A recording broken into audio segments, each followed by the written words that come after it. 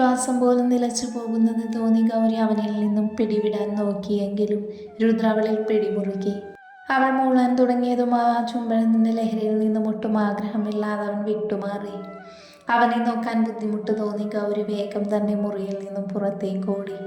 രുദ്ര ഒരു നിമിഷം തന്റെ കൈവിട്ടുപോയ വികാരത്തെ പഴിച്ചുകൊണ്ട് ചുണ്ടിൽ പതിയെ തൊട്ടു. ചുണ്ടിൽ പതിയെ തലോടി അവൻ ചിരിച്ചുകൊണ്ട് കുളിക്കാൻ കയറി. ഗൗരി കിതച്ചുകൊണ്ട് ചുമരിൽ ചാരി നിന്നു. എന്താ തനിക്ക് പറ്റിയത് എന്ന് പോലും അറിയാതെ അവനോട് അത്രമാത്രം പ്രണയം നിറഞ്ഞിരിക്കുന്നു. ആ കണ്ണുകളും ചുണ്ടുകളുമെല്ലാം തനിക്ക് സ്വന്തമാവണമെന്ന് തോന്നുന്നു. അവൾ ചുണ്ടിൽ തൊട്ടുകൊണ്ട് നാണത്താൽ മുഖം താഴ്ത്തി. രുദ്ര പ്രാതൽ കഴിക്കാൻ വരുമ്പോൾ രുക്മിണിയും ഭാമയും അവിടെ ഉണ്ടായിരുന്നു. ടേബിളിലിരുന്ന് അവർ സംസാരിക്കുന്നത് കണ്ട് രുദ്ര ഗൗരിയെ നോക്കി അടുക്കളയിൽ പോയി. അവൾ ചായ ഇടുവാണ്. എന്തോ അവൻ്റെ മനസ്സും അവളോട് അടുക്കുന്നത് പോലെ. മൂടി വെച്ചതെല്ലാം പുറത്തു വരുമെന്ന് അവനും ഭയന്നു. എനിക്ക് കഴിക്കാൻ വല്ലതും ഉണ്ടോ? രുദ്ര ഉച്ചത്തിൽ ചോദിച്ചു. ഗൗരിക്കറിയാമായിരുന്നു അത് തന്നോടാണെന്ന്. അവൾ മറുപടി നൽകാതെ അങ്ങനെ തന്നെ നിന്നു. ഭക്ഷണമല്ല എവിടെ ഇരിക്കുന്നത്? നീ എന്തിനാ അവിടെ പോയി ഒച്ച വയ്ക്കുന്നത്? രുക്മിണി പറഞ്ഞതും രുദ്ര ഗൗരിയെ കനപ്പിച്ച് നോക്കി ടേബിളിൽ പോയിരുന്നു. ഗൗരി ചായയുമായി വന്നു. അവൾ അവനെ നോക്കാതെ രുക്മിണിക്കും ഭാമയ്ക്കും ഭക്ഷണം വിളമ്പി. രുദ്രാണിക്ക് അവളെ തന്നെ നോക്കിയിരുന്നു. അവൻ്റെ നോട്ടം കണ്ട് രുക്മിണിക്ക് സന്തോഷം തോന്നി. അവർ സ്നേഹത്തിൽ കഴിയുന്നു എന്ന് അവൾ വിശ്വസിച്ചു. ഭക്ഷണം കഴിഞ്ഞ് രുദ്ര ഇറങ്ങാൻ നേരമാണ് രുക്മിണി അവനെ വിളിച്ചത്. ഉമ്മറത്തെത്തി അവൻ തിരിഞ്ഞു നോക്കി.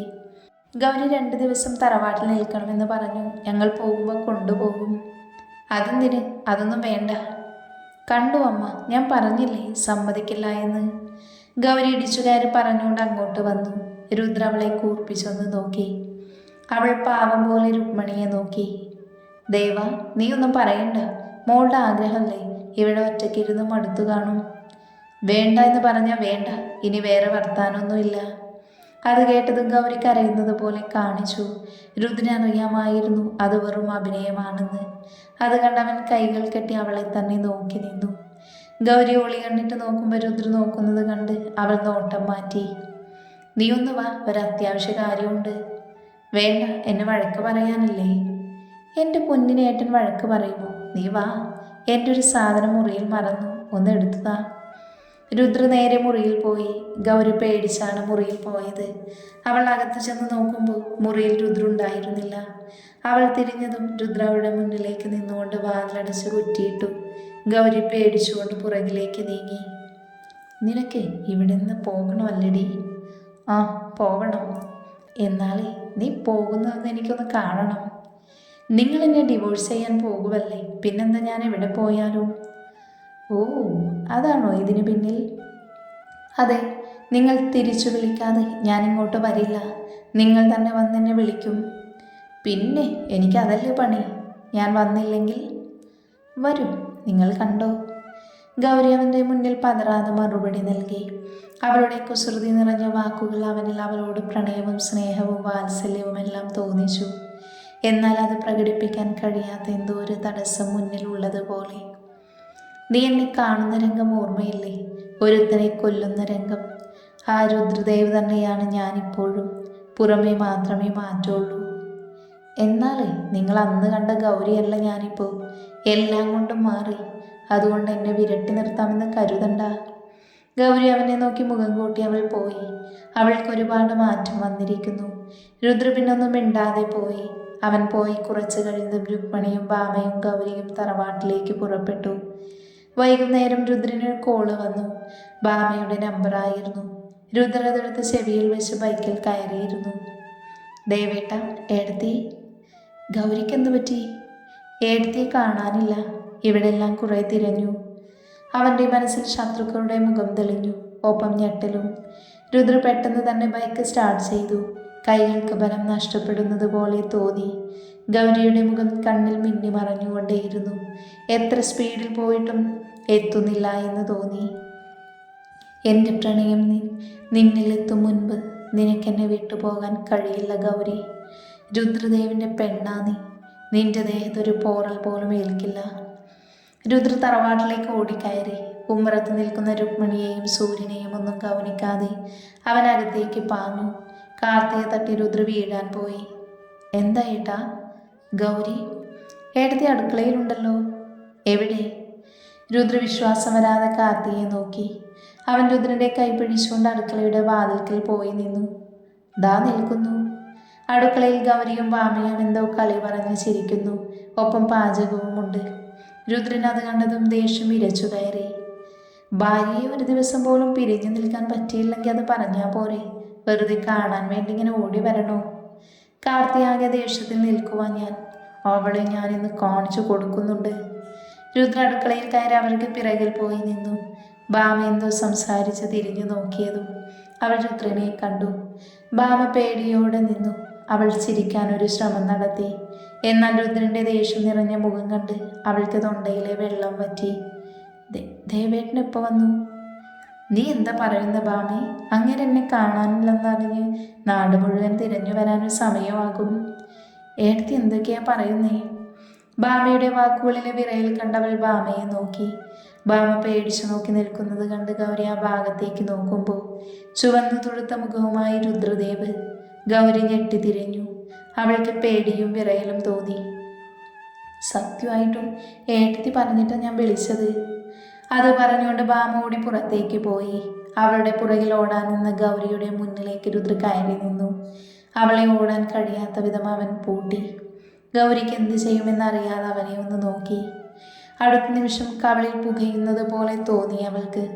കൈകൊണ്ട് കവളിൽ തടവി അവൾ രുദ്രനെ നോക്കി. ആ മുഖത്ത് ദേഷ്യം തെളിഞ്ഞു കണ്ടിരുന്നു. വേദന കൊണ്ടും അവൻ തള്ളിയ സങ്കടം കൊണ്ടും അവളുടെ കണ്ണുകൾ നിറഞ്ഞു. നീ എന്താ എന്നെക്കുറിച്ച് കരുതിയേ? നിന്റെ എല്ലാ കളിക്കും നിന്നു തരുമെന്നോ? അവളുടെ ഒരു ഇനി മേലാൽ എൻ്റെ മുന്നിൽ ഇങ്ങനത്തെ എന്തെങ്കിലും കൊണ്ടുവന്നാലുണ്ടല്ലോ. ഇഷ്ടമില്ലെങ്കിൽ പിന്നെന്തിനാ ഓടി വന്നേ? ഡി പുല്ലെ, ഇടിച്ച് നിന്റെ പല്ല് ഞാൻ കൊഴിക്കും. അവൾക്ക് നേരെ കൈമുട്ടുകൊണ്ട് അടിക്കാൻ ഓങ്ങി രുദ്ര പറഞ്ഞു. ഗൗരി ഒന്ന് പതറിയെങ്കിലും പിടിച്ചു നിന്നു. മര്യാദയ്ക്ക് എൻ്റെ കൂടെ പോന്നു. നീ ഇങ്ങോട്ട് പോരുന്നു എന്ന് പറഞ്ഞപ്പോൾ തന്നെ എനിക്ക് തോന്നി എന്തെങ്കിലും കുരുത്തക്കേട് ഒപ്പിക്കാനാവുമെന്ന്. മതി, വേഗം റെഡിയായിക്കോ. അവിടെ കൊണ്ടുപോയി എന്നെ തല്ലാനല്ലേ? എനിക്കറിയാം. തല്ലാനല്ല, കൊല്ലാനാണ്. നിനക്ക് 2 കുറവുണ്ട്. അത് തീർത്തു തരാനാ. ഇപ്പം തന്നെ പോണം. ഞാൻ വരില്ല. നീ വരും, ഇല്ലെങ്കിൽ കൊണ്ടുപോകാൻ എനിക്കറിയാം. അപ്പോഴാണ് അവിടേക്ക് രുക്മിണി വന്നത്. പുറകിൽ ഭാമയും കാർത്തിയും സൂര്യനുമുണ്ട്. എല്ലാവരും മുഖത്ത് കൈകൾ വെച്ച് നിൽക്കുന്ന ഗൗരിയെ കണ്ട് കാര്യം തിരക്കി. എന്താ മോളെ, എന്തു പറ്റി? ഞാൻ പറഞ്ഞില്ലേ അമ്മേ, ഇങ്ങേരെന്നെ തല്ലി. ഞാനും ഭാമയും ജോലി ചെയ്യുമ്പോൾ അവളെ വിരട്ടി പറഞ്ഞയച്ച് എന്നെ ഒറ്റയ്ക്ക് കിട്ടിയപ്പോൾ ഇതാ തല്ലിയേക്കുന്നു. ഗൗരി കരഞ്ഞുകൊണ്ട് പറഞ്ഞു. അവളുടെ അഭിനയം കണ്ട് രുദ്രൻ ഒപ്പം ഭാമയും ഒരുപോലെ അമ്പരന്നു. രുക്മിണി രുദ്രനെ ദേഷ്യത്തിൽ നോക്കി ഗൗരിയെ കൊണ്ട് പുറത്തുപോയി. അവളുടെ പുറകിൽ ഭാമയും സൂര്യനും പോയി. കാർത്തി രുദ്രന്റെ അടുത്ത് നിന്നു. എന്താ ഏട്ടാ ശരിക്കും പ്രശ്നം? ഡോ, ആ കുരുപ്പിനെ കാണാനില്ലെന്ന് പറഞ്ഞ് നിന്റെ കെട്ടിയോള് വിളിച്ചു. അത് കേട്ട് ഓടി വന്നതാണ് ഞാൻ. ദേഷ്യം സഹിക്കാൻ പറ്റാതെ വന്നപ്പോൾ ഒന്ന് കൊടുത്തു. അതിനാണ് ആ പന്നി അമ്മയോട് ഇങ്ങനെയൊക്കെ പറഞ്ഞത്. രുദ്ര പറയുന്നത് കേട്ട് കാർത്തി ചിരിച്ചു. രുദ്രൻ അതുകൂടെ കണ്ടപ്പോൾ ദേഷ്യം ഇരട്ടിച്ചു. കാർത്തിക്ക് അത് മനസ്സിലായതും അവൻ ചിരി നിർത്തി. എന്തായാലും ഏട്ടിനെ പറ്റിയ ആളെ തന്നെ ദൈവം തന്നില്ലേ. എന്താ അഭിനയം! ഭാമയും ഏടത്തിയും കൂടെ വന്നപ്പോൾ തുടങ്ങിയ പ്ലാനാണ്. സംഭവം ഇതാണെന്ന് ഞാൻ അറിഞ്ഞില്ല. അവൾക്ക് എന്നെ ശരിക്കും അറിയില്ല. കാർത്തി ഒരുവിധം രുദ്രനെ ഒന്ന് സമാധാനിപ്പിച്ചു. രുദ്ര ഗൗരിയെ കാണാൻ വേണ്ടി മുറിയിലേക്ക് ചെല്ലുമ്പോൾ അവിടെ രുക്മിണിയും ഭാമയും സൂര്യനും ഉണ്ടായിരുന്നു. അവരെല്ലാം അവളെ മാറി മാറി സമാധാനിപ്പിക്കുന്നുണ്ട്. രുദ്രനെല്ലാം കണ്ട് കലിയേറി. രുദ്രനെ കണ്ടതും സൂര്യൻ അവനെ വഴക്ക് പറഞ്ഞു. എന്തിനാ നീ മോളെ തല്ലിയത്? അതിന് കവള് വീർത്തു. ദേ അച്ഛാ, അമ്മേ, അവൾ പറയുന്നത് കേട്ട് എല്ലാവരും കൂടെ എൻ്റെ നേർക്ക് എടുക്കണ്ട. എന്താ സത്യമെന്ന് ഭാമ പറയും. രുദ്ര ഭാമയുടെ അടുത്ത് വന്ന് പറയാൻ വേണ്ടി ആംഗ്യം കാണിച്ചു. അവൾ പേടിച്ചുകൊണ്ട് വേഗം തന്നെ എല്ലാം പറഞ്ഞു. ഗൗരി വേഗം തല താഴ്ത്തിയിരുന്നു. എല്ലാം കേട്ടുകഴിഞ്ഞ് സൂര്യനും രുക്മിണിയും ചിരിച്ചു. അത്രയല്ലേ ഉള്ളൂ, അവൾ നിന്നെ ഒന്ന് പറ്റിക്കാൻ വേണ്ടി. ഇങ്ങനെയാണോ പറ്റിക്കുന്നേ? നല്ല 2 അടിയുടെ കുറവുണ്ടവൾക്ക്, അതാണ് കൊടുത്തത്. ഒന്നുകൂടെ കൊടുക്കണമായിരുന്നു. കൊടുക്കുന്നുണ്ട് ഞാൻ. ദേവ, മതി, ഇനി ഇതൊരു വിഷയമാക്കണ്ട. ഗൗരിമോൾ കിടന്നോ? രുക്മിണി എഴുന്നേറ്റുകൊണ്ട് പറഞ്ഞു. എല്ലാവരും പോകുന്നത് ദയനീയതോടെ ഗൗരി നോക്കി. രുദ്ര മാത്രം അവളെ തന്നെ നോക്കി അവിടെ നിന്നു. അവരെല്ലാം പോയ രുദ്ര തനിക്ക് വീണ്ടും പണി തരുമെന്ന് അറിയാവുന്നത് കൊണ്ട് തന്നെ ഗൗരി എഴുന്നേറ്റ് അവരുടെ കൂടെ പോകാൻ നിന്നതും രുദ്ര അവളുടെ കയ്യിൽ പിടിച്ചു നിർത്തി. എവിടെ പോക? നീ റെസ്റ്റ് എടുക്ക്. നല്ല ക്ഷീണം കാണും മോൾക്ക്. എനിക്ക് ക്ഷീണമില്ല, ഞാൻ പോട്ടെ. നിൽക്ക്, എന്നെ ചോദിക്കട്ടെ. രുദ്ര അവളെ ചുവരിനോട് ചേർത്തു നിർത്തി. ചുവന്ന കവളിൽ പതിയെ തലോടി. അവൾ വേദന തോന്നി മുഖം ചുളിച്ചു. എന്തിനാ ഇങ്ങനൊരു നാടകം? അത് പിന്നെ ഒന്നുമില്ല, വെറുതെ. കള്ളം പറഞ്ഞ മറ്റേ കവൾ കൂടെ അടിച്ചു ചുവപ്പിക്കും ഞാൻ. പറയടി. ഗൗരി പേടിച്ച് രണ്ട് കവളിലും കൈവച്ചു. കളിപ്പിക്കാൻ വേണ്ടി ചെയ്തതാ. ഗൗരി, ഇനിയും വരുന്നതിൻ്റെ കയ്യിൽ നിന്ന് പണിയുണ്ടാക്കണോ? വേണ്ട, തല്ലല്ലേ. എന്നോട് ഇഷ്ടമുണ്ടോ എന്ന് നോക്കാൻ വേണ്ടി ചെയ്തതാ. അതെന്തിനെ ഇഷ്ടമുണ്ടോ എന്ന് നോക്കുന്നേ? രുദ്ര അങ്ങനെ പറഞ്ഞപ്പോൾ ഗൗരിക്ക് ദേഷ്യം വന്നു. അവൾ അവൻ്റെ കൈകൾ തട്ടി മാറ്റി. എനിക്ക് നിങ്ങളെ ഭയങ്കര ഇഷ്ടമാണ്. ഇഷ്ടമെന്ന് പറഞ്ഞ ഒടുക്കത്തെ ഇഷ്ടം. അപ്പം നിങ്ങൾക്ക് തിരിച്ചുണ്ടോ നോക്കാൻ വേണ്ടി ചെയ്തതാ. ഇഷ്ടമല്ലെങ്കിൽ വിട്ടേക്ക്. അല്ല, ഇനിയും തല്ലിയാലേ സമാധാനം ഉണ്ടാവുമെങ്കിൽ തല്ലിക്കോ. ഗൗരി താഴെ നോക്കി നിന്നു.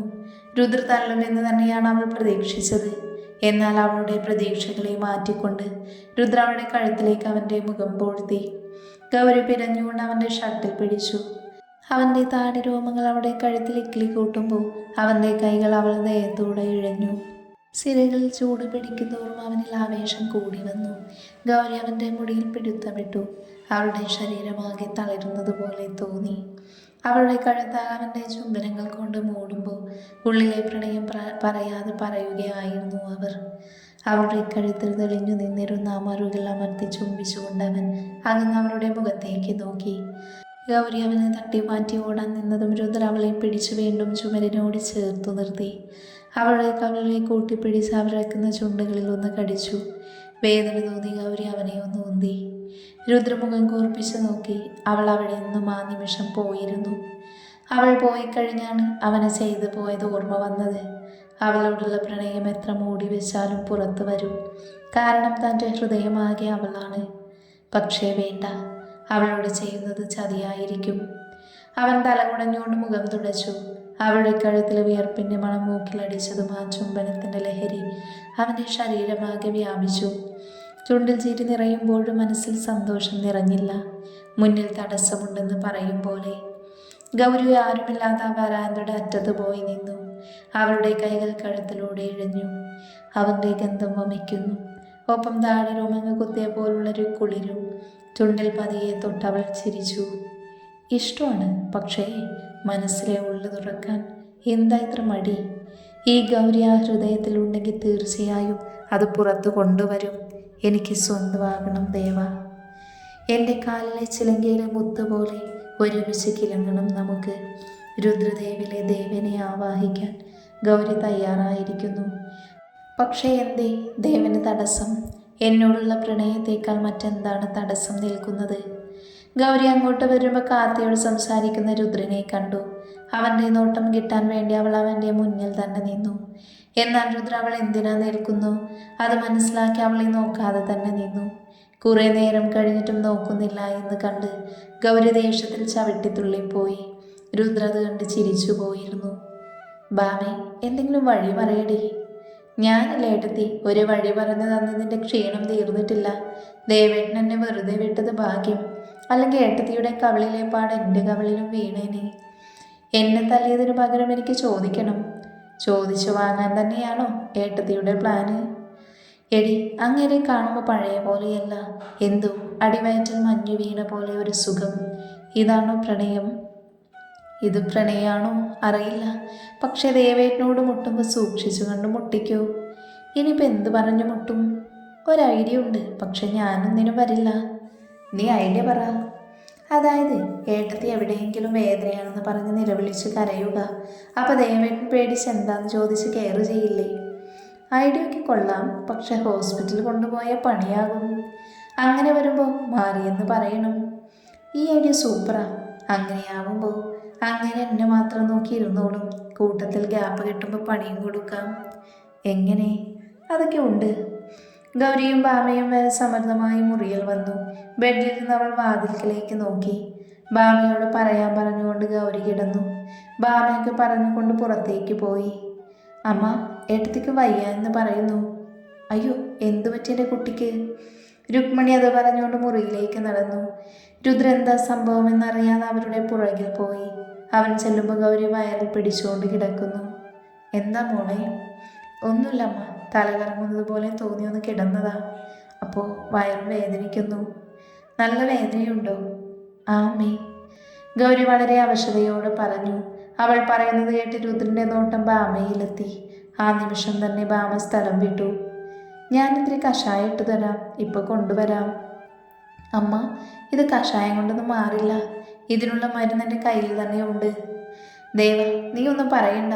നീ തല്ലിയിട്ടാകും ആ തലവേദന തോന്നിയത്. ഇനി അടുത്തതുകൊണ്ട് വന്നിരിക്കുക അവൻ. ഞാൻ തല്ലിയിട്ടാണ് അവൾക്ക് വയറുവേദന വന്നതെങ്കിൽ അത് മാറ്റേണ്ട ഉത്തരവാദിത്വം എനിക്ക് തന്നെയാ. അതുകൊണ്ട് ഞാൻ അവളെ ഹോസ്പിറ്റലിൽ ഒന്ന് കാണിച്ചു വരാം. രുദ്ര പറയുന്നത് ശരിയാണെന്ന് രുക്മണിക്ക് തോന്നി. ഗൗരി പണിപാളിപ്പോയ സങ്കടത്തിൽ അവനെ ഒന്ന് നോക്കി.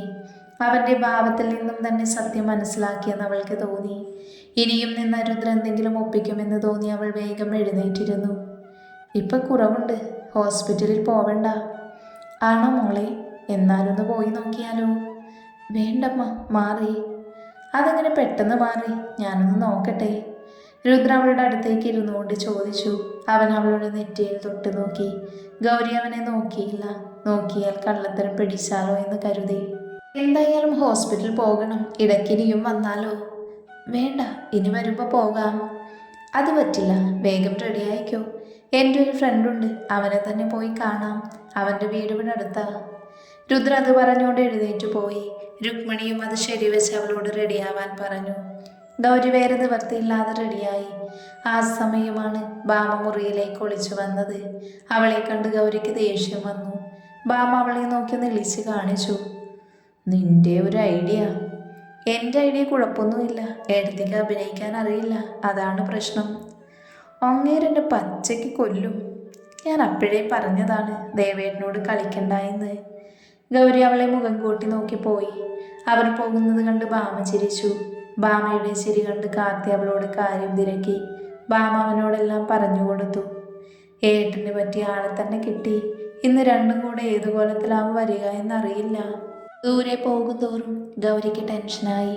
അവളുടെ മുഖത്തെ ടെൻഷൻ കണ്ട് രുദ്രന് ചിരി വന്നു. ഗൗരി എങ്ങനെ രക്ഷപ്പെടും എന്നോർത്ത് വഴിയൊന്നും നോക്കിയില്ല. ആ യാത്ര ചെയ്യുന്ന അവസാനിച്ചത് ആളൊഴിഞ്ഞൊരു കുന്നിൻ ചെരുവിലാണ്. അപ്പോഴാണ് ഗൗരി ചുറ്റും നോക്കിയത്. നല്ല നിലാവുള്ളത് കൊണ്ട് തന്നെ കുന്നുകൾ അവൾ കണ്ടു. എന്തിനാ ഇവിടെ വന്നത്? നിന്റെ വേദനയ്ക്കുള്ള മരുന്ന് ഇവിടെയുണ്ട്, നീ ഇറങ്ങ്.